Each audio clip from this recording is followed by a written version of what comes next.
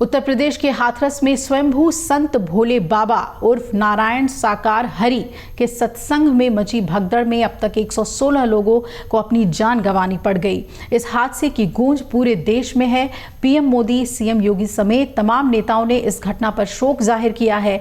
हालांकि सत्संग का आयोजन करने वाले नारायण साकार हरि का इस घटना पर कोई भी बयान अभी तक सामने नहीं आया है। घटना के बाद से बाबा का कोई अता पता भी नहीं है। ऐसे समय में बाबा साकार हरि के लोकेशन को लेकर बड़ी अपडेट सामने आई है। हाथरस में हुई इस दुखद घटना को लेकर पूरे देश ने अपनी संवेदनाएं दी, लेकिन भोले बाबा की तरफ से अभी तक किसी भी तरह का बयान नहीं आया है। अब तक मिली जानकारी के मुताबिक भोले बाबा उर्फ नारायण साकार हरि हाथरस से सीधे मैनपुरी के रामकुटीर आश्रम पहुंच गया। जानकारी के मुताबिक इस आश्रम के बाहर प्राइवेट सुरक्षा कर्मी लगाए गए हैं और मैनपुरी के रामकुटीर आश्रम में किसी मीडिया कर्मी या बाहर के लोगों को अंदर जाने से पूरी तरह से रोक दिया गया है। रामकुटीर आश्रम पहुंचे भोले बाबा से किसी को भी मिलने नहीं दिया जा रहा है। बताया जा रहा है कि भोले बाबा 2 से 3 बजे के बीच आश्रम पहुंचे थे, लेकिन आश्रम से बाहर निकलते हुए बाहर लगे हुए किसी भी सुरक्षा कर्मी ने उन्हें नहीं देखा। आपको बता दें कि फरार ही बताया जा रहा है ये बाबा।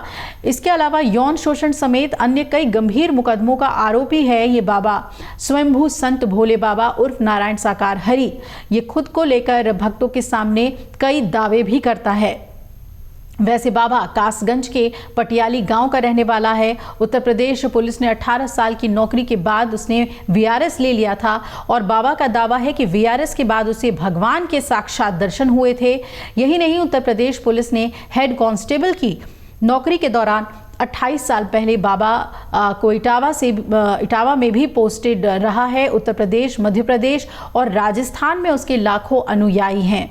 बाबा ने अपने पैतृक गांव बहादुर नगर में एक बड़ा आश्रम बनाया है, जहां हर महीने के पहले मंगलवार को सत्संग किया जाता है।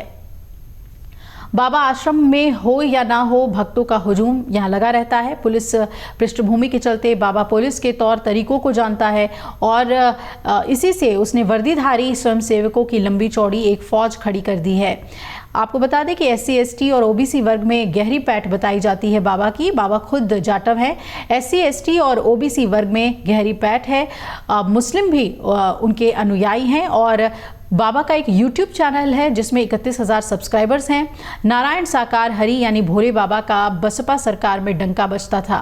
बसपा सरकार में भोले बाबा लाल बत्ती की गाड़ी में सत्संग स्थल पर पहुंचते थे। उनकी कार के आगे पुलिस एस्कॉर्ट करते हुए चलती थी। बसपा सरकार में तत्कालीन जनप्रतिनिधि उनके सत्संग में शामिल होने के लिए पहुंचते रहे हैं। सत्संग स्थल पर पुलिस की जगह उनके स्वयंसेवक ही कमान संभालते हैं। सत्संग में सेवा के लिए पुलिसकर्मी छुट्टी लेकर पहुंचते हैं और सत्संग में पूरी व्यवस्थाएं जो हैं वो स्वयंसेवकों के ही हाथ में होती है।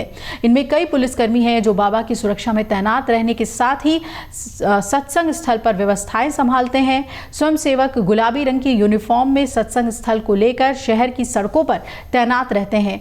आगरा के कोठी मीना बाजार मैदान, सेवला के पास शक्तिनगर मैदान, आवास विकास कॉलोनी, दयाल बाग बाह और शास्त्रीपुरम के पास सुनारी में नारायण साकार हरि का सत्संग हो चुका है।